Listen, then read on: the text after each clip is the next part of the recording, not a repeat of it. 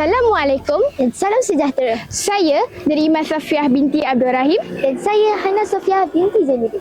Kami bawakan kepada anda liputan khas dokumentari program Ihya Ramadan yang telah dijalankan bagi menyemarakkan lagi penghayatan bulan Ramadan dalam kalangan warga sekolah.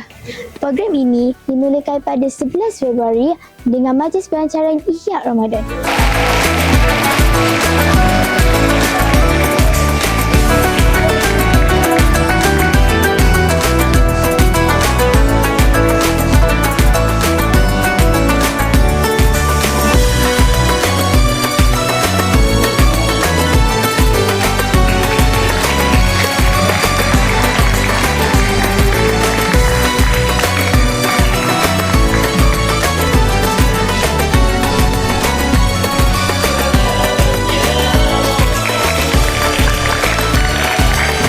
Seterusnya, pada 12 Februari telah dijalankan agihan kumpulan dan jadual tadarus Al-Quran.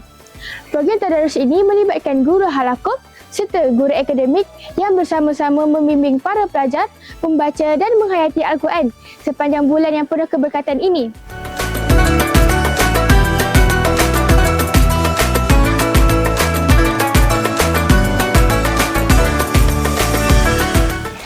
Nak tahu tak, pada 25 Februari, program Jejak Ramadan telah dianjurkan.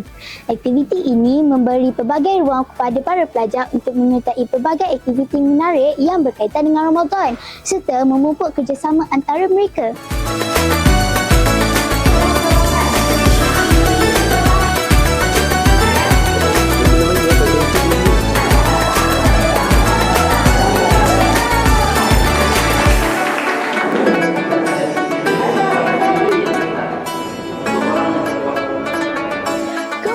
Pada 27 Februari telah diadakan Tazkirah Ramadan yang disampaikan oleh Al-Fadhil Ustaz Suhaib bagi menyampaikan peringatan dan pengajaran tentang bulan Ramadan ini.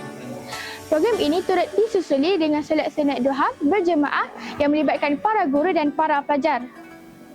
Pada 4 Mac, berlangsungnya program Dai Ramadan di mana para pelajar diberi peluang untuk menyampaikan hadis yang telah dihafal dan menjawab kuis berkaitan Ramadan. An Abi Hurairah radhiyallahu anhu an Rasulullah sallallahu alaihi wasallam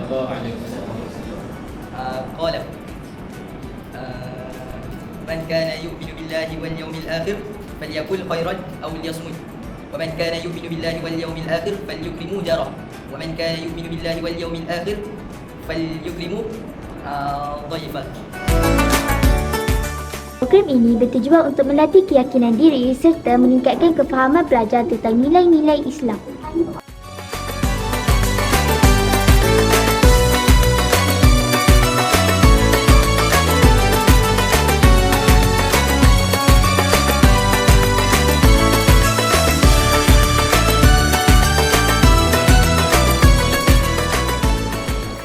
Seterusnya, pada 11 Mac, program Ramadan KD telah dijalankan di Anja yang telah dibahagikan oleh guru-guru sebagai usaha memupuk sikap prihatin dan semangat kerjasama.